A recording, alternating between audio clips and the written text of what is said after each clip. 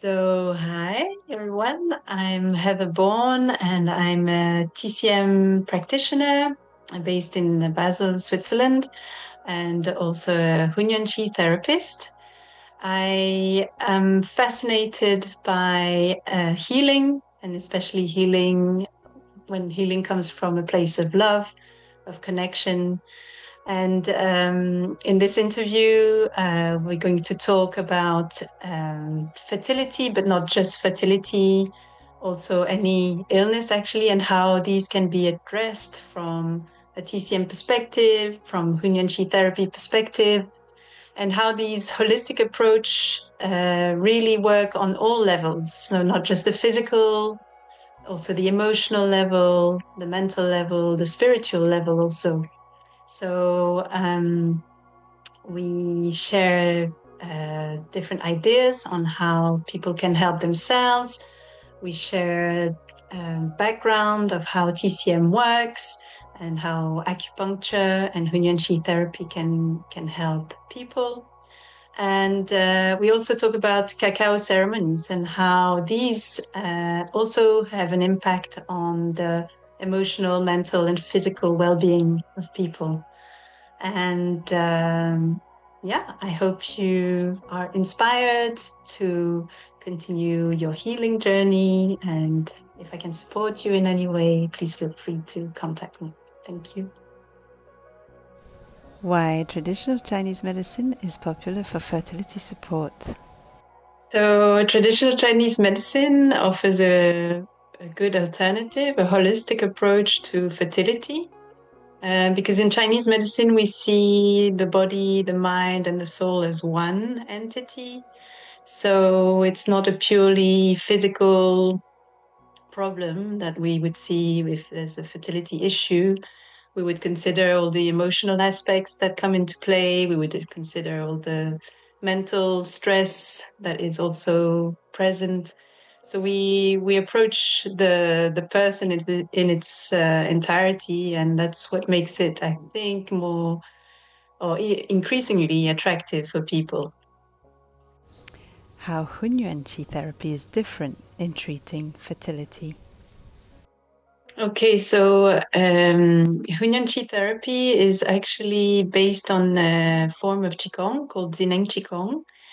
And Qigong itself is a discipline of TCM. So Qigong is loosely translated as energy work or Qi work. And we go and work. So with this Hunyuan Qi Therapy, we work on a more energetic level.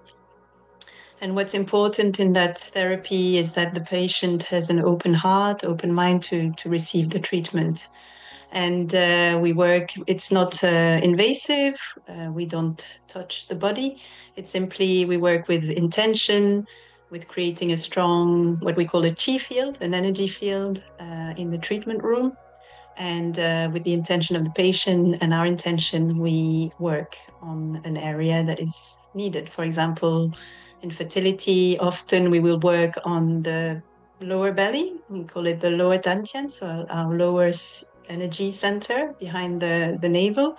And we will work by maybe recharging the energy in that area if the energy is depleted, or removing blockages if there are blockages, for example. Here's how acupuncture supports fertility and reproductive health. So acupuncture has the wonderful effect that it can loosen can remove blockages in the body, and it does that by activating certain acupuncture points, which are all over the body, and you increase. So by stimulating these points, you increase the energy flow in the meridians. So these points are situated on meridians, and when you activate them, the energy flow is increased, or for example, if there's a depletion, activating these points will bring the energy to the area of the body where it's needed. So acupuncture is actually, it gives an impulse to the body and to the energy to go where it's needed in the body. The body is so intelligent that we just need to give it impulse, and then it knows exactly what to do. So that's how acupuncture can also help. Also, acupuncture is not just a physical, although we do work on the physical body, it works also like all disciplines of TCM on the emotional level, on the mental level. So some of the points, for example, are very good for calming the mind when you're very stressed, and calming, harmonizing your emotions, for example, as well. So it's again a holistic approach. A holistic perspective is necessary, I would say even essential, in treating fertility. I think it's essential to work using a holistic approach for fertility, in fact, for any disease, any ailments, because the root of our disease are so multi-dimensional, there's so many influences that sometimes we're not even aware of that influence our health, our body balance. And so I think it's essential for anything to work on a holistic approach, not just look at the symptom itself, but really go and look at the emotions. What's your state of emotional health at the moment? What's your mental health at the moment? Are there traumas from your past that have not been resolved? And with a holistic approach, there's many ways in which we can address these issues and contribute to a holistic health.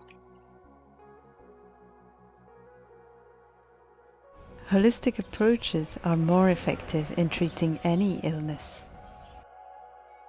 I think there's methods that will work and in just treating the illness, but I think the risk is that the illness comes back. If you don't treat the root cause of your illness, the risk is you can alleviate some symptoms, you can maybe feel better for a while, but if you've not treated the root of your problem, if you've not gone and done the work, then likelihood is that it will manifest again, maybe in the same illness, maybe in a different way. So I think I highly recommend a holistic approach. Here's how Zhineng Qigong supports fertility. Yeah, so Zhineng Qigong is a form of Qigong. Not many people have heard of Qigong who are not familiar with TCM. So Qigong, some people call it the yoga of China. And so there's many forms of Qigong that have been shared and developed. There's many masters of Qigong. And this form, it's called Zhineng Qigong. It's the wisdom Qigong. It was developed by a professor, Dr. Pang Ming. He was a professor in Western medicine and then in TCM as well. Had a scholar of many philosophies and martial arts also. And he did develop this form of Qigong with the intention that it would help people. So it was with the intention of sharing it with people and sharing easy methods that can be implemented and that can very quickly and readily help you in your illness. So help you restore the balance of your body. And so I love this form of qigong because it gives you really hands-on tools that can be implemented in your daily routine. And so, for example, for fertility, I mentioned before, maybe one of the aspects you want to work on is strengthening your lower dantian, so the energy in your lower belly. And so there are several exercises that are very simple to put into place that I give the patients actually to do on a regular basis. And these exercises are, yeah, very effective. Can Qigong treat fertility issues effectively? Yeah, we had. So I have the privilege of working in a clinic with Maria Bühler Granados, and she's the fertility expert. And so we get a lot of patients sent from fertility clinics to our TCM practice. And so we started sharing the last, let's say, 6 months to a year. We started sharing some exercises, and then they go back to the other clinic to get tested. And one of the doctors called Maria, my colleague, and said, what have you given your patients? Their ovaries doesn't look like their own ovaries anymore. They look so much younger and healthier. And so it was a great feedback. And this doctor actually said that we should do a research project on giving patients these exercises, measuring before and after, and showing the increase in the quality of the egg cells and the ovaries in general. So yeah, it's wonderful. How Qigong can help with stress and infertility. Yeah, stress is the big big illness of this century. How does it affect health? Generally, it affects, from a TCM point of view, stress creates blockages in your body or overactivity in your body and or depletion as well in your body. So stress has the effect of blocking any natural flow of energy in the body, depleting you. And in that sense, so we say body, mind, soul is connected. So it could start with like physical symptoms, but then they affect your mental health, your emotions. You become unable to manage your daily workload, for example, your responsibilities, because everything is too much, and you don't have the energy, the emotional resilience to go through the challenges of every day. So I would say stress is every patient suffers from stress that I see. Every patient needs calming down, needs to come back to their body, and they need support a lot of the time, support to do that. And that's so Zhineng Qigong is also a way to support this stress reduction, because some of the movements are very slow, meditative, and they can come into themselves in a time out of their day where they do something good for themselves and relax the body. And it's in this state of relaxation that healing can occur. So stress will affect for sure infertility as well, maybe from a physical, emotional point of view. So in TCM, we see the heart as linked to the uterus. And so when your heart gets stressed with emotional problems, you create again this blockage or this depletion. The energy cannot flow properly into the uterus, and that's how stress would affect fertility as well, for example. And also, there's many other factors, not only stress, that affect fertility nowadays. You know, the environment, the nutrition, and the stress caused by the media, the fears, and so on. So there's a lot of there's many roots, root factors that play into the stress. Your thoughts, your emotions can affect your physical fertility. I would try, so thoughts and emotions affect you. I don't even think I need to explain it. You know, if you just close your eyes and think of a very happy moment in your life, then you can feel your body maybe tingling, opening up. You can feel yourself wanting to smile, all the cells in your body wanting to smile. Okay, so an expansive feeling. It's opening. It's a good feeling. And then you go back inside and you think of a very stressful moment in your life, stressful time, maybe very sad, maybe very angry. And then you feel straight away you're contracting, your heart maybe is closing a little bit more, maybe you want to cry. It's a contracting feeling. It's not a good feeling. So everyone can have this experience. any thought, you think of something happy and good, your body responds straight away. It's open, it's expanded. And you think of something stressful, you notice straight away it's like contracting, like tension builds up. And so that's the link. You think if you manage to train yourself to think positively, to think happily, to think joyfully, that will open your heart, that will open all your meridians, we say in the body, qi, and the blood will flow freely. And that is the basis for preventing illness. If you have negative thoughts regularly, this contracting feeling, tension, you might feel tension in your muscles. This has an effect on a deeper level, on the organs. So, of course, negative thoughts and emotions will affect your organs, will affect your body, your muscles. Yeah. Shifting from negative thought to positive behavior. Let's talk about it.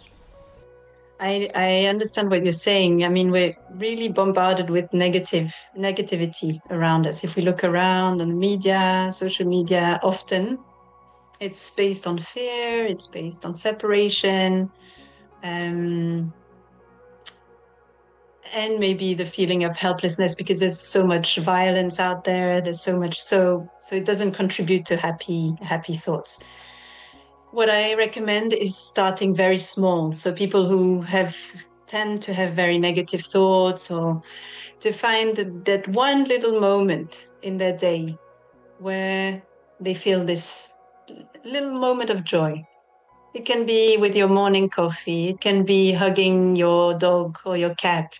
It can be spending time in a garden, planting flowers, and really start little and find these little moments. It all becomes, you become more aware. If you try and pick out these moments in your day, you become more aware of them, and then you emphasize them by giving them attention. They kind of grow into something bigger. So it's all about focus. It's your day is never going to be 100% joyful, but what you choose to focus on during your day is what's going to make the difference. What you choose to say thank you for at the end of the day. If you had a really bad day, I'm sure you still find one thing you can be thankful for and grateful for, and that brings you joy. For example, having a roof over your head, having food that you eat, that you enjoy. It can be anything, and I'm sure everyone finds a nugget of joy in their day. Mhm. Have I experienced clients who made this transition? Yeah, so the transformation is very dependent on the person, huh? But you do see an evolution when you see the patients regularly, and they show you, they're happy to show you their progress.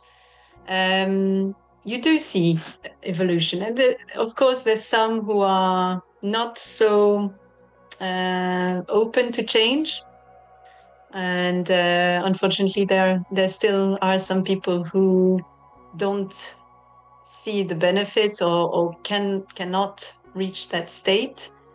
And for those, I would recommend really a stronger guidance, someone who's there with them really every day, but that comes at a cost and time and everything. So, and sometimes people are not ready. Sometimes you just have to respect the fact that people are on their own journey, that they are not ready to become healthier yet. Mm. Some dietary changes you can make to support fertility according to TCM. So for fertility, diet is very important, and there's many resources online to see what's a good diet for fertility and so on. What I always say is that TCM has its own recommendations, and I always tell the patient, try it out and see if it works for you, because I never say you must eat like this. This is not how we work. It's really giving the power to the patient giving them a tip, an idea, a recommendation. They try it for themselves and they see, and they become more observant of their body and they see how their body reacts to this recommendation. And then when they see the positive effects, they can implement it. What's in general in TCM, we really specifically recommend. So we give specific recommendation for each patient because each patient comes with a different constitution and different problems. So there's no like one fits all recommendation other than it's important to eat regularly. In Chinese medicine, we also emphasize eating warm meals, morning, lunch, and dinner. And this is because it supports all the organs in your body to function optimally.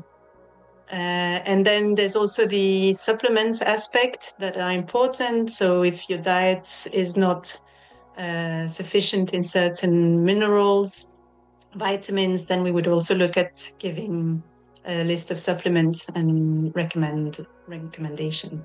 Yeah. Lifestyle, for lifestyle changes, we of course emphasize a lifestyle that is where you can reduce as much the external stress factors and also internal stress factors. So your emotion, finding ways. It's going to be different again for each patient. What works for one might not work for another. So I might recommend some meditations for the people who are more uh, open to that and can sit maybe for 10 minutes to meditate every day. Others, I'll recommend a walk in nature or going jogging or some time with friends also. So yeah, it's going to depend on the patient again. How we help clients integrate TCM alongside conventional medicine to treat fertility issues. Mm.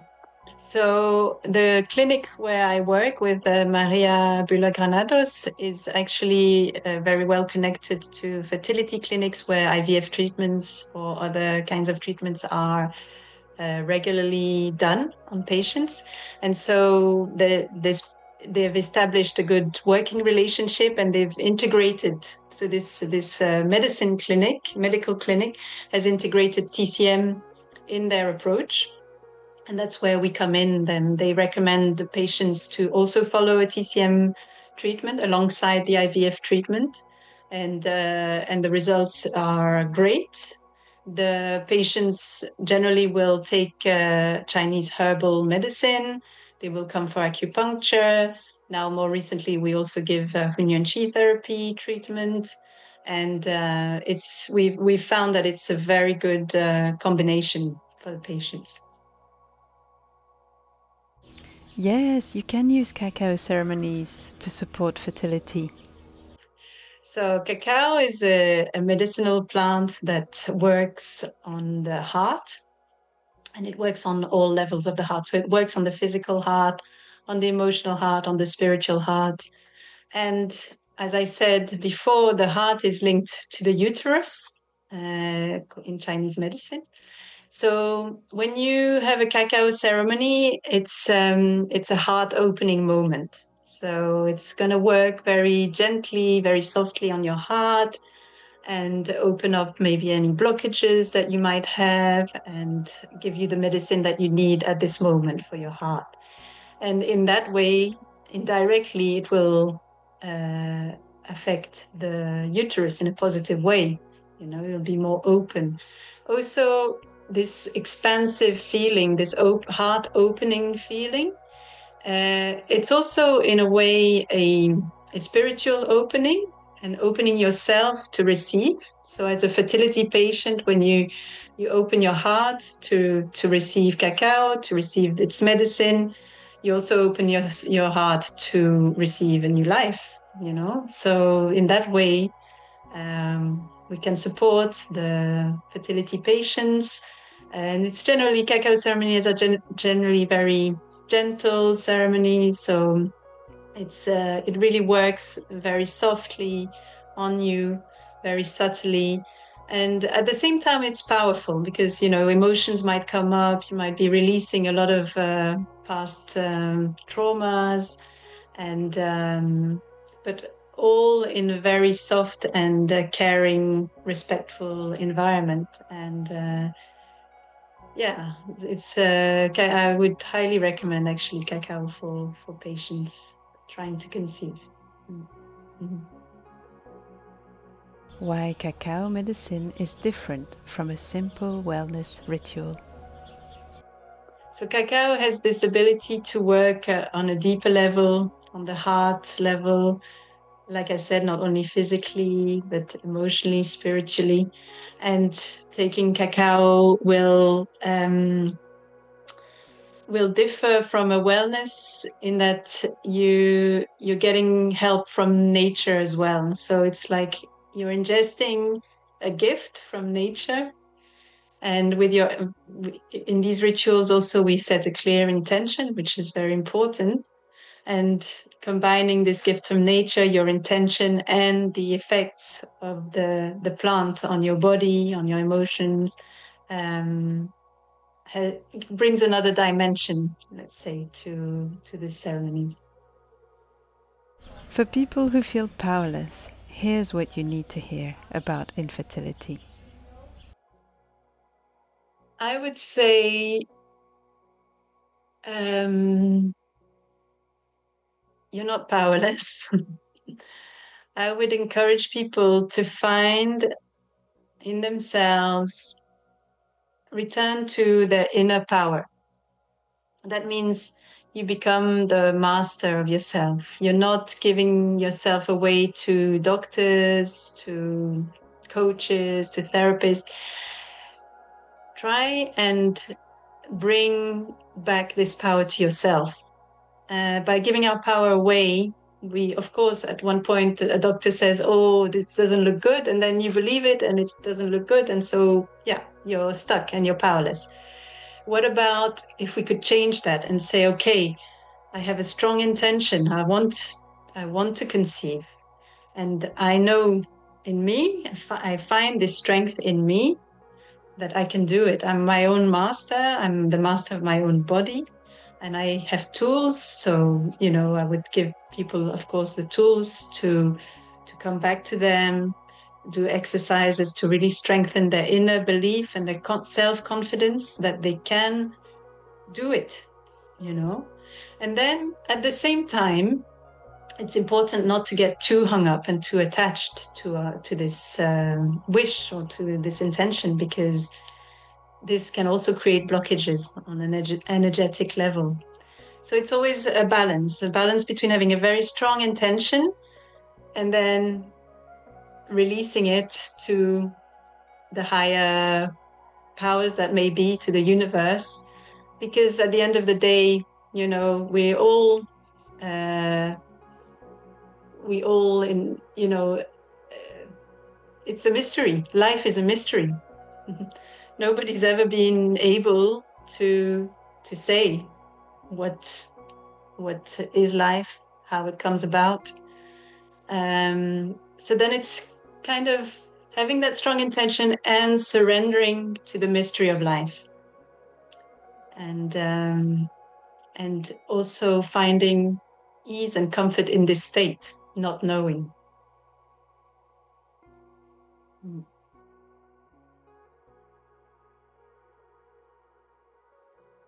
Well, if you're interested, I would just suggest booking a call and we can discuss what are the best options for you right now. And I'm really open to any questions, maybe not related to fertility, to any illness, to any problems you may have. It can be also emotional problems or burnouts or any kind of problem where we can support you. And you'll find the link in the description to contact me.